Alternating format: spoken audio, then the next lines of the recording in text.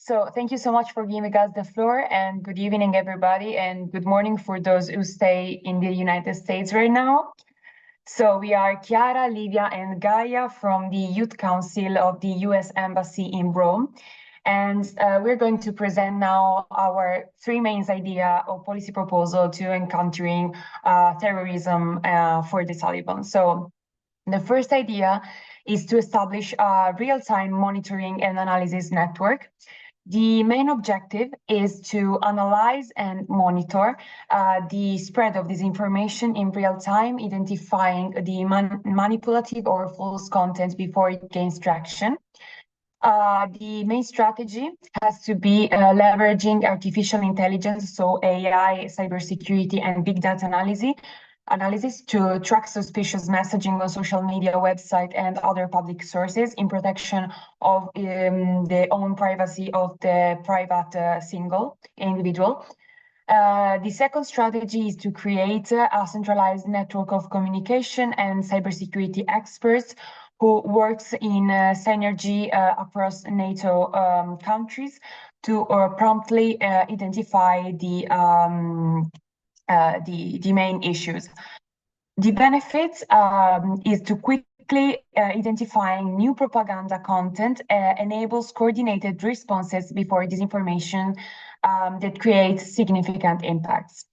For the next slide, I will give the floor to my colleague Livia that will explain the second and the third idea. Okay, so good evening, everybody. For the second action, we promote engaging and localized counter-narrative campaigns. The objective is to counter Taliban messaging with alternative narratives that highlight the dangers and inaccuracies of their claims.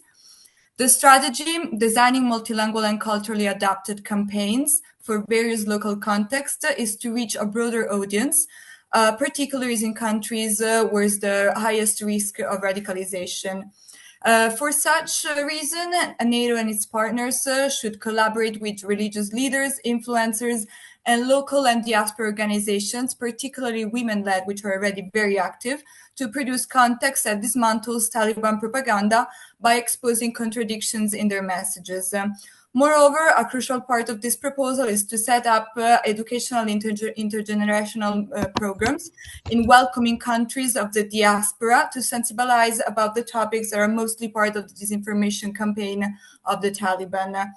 The financial aspect would be coordinated by the UN Security Unit of NATO, in particular considering that the central target are women-led civil society organizations. The women-led initiative by the US Department of State and the network of partners created by it could be involved and in the implementation of these projects. The benefit is an authentic and well-distributed counter-narrative that can reduce the appeal of radical messages, dissuading potential sympathizers and enhancing the perception of NATO countries.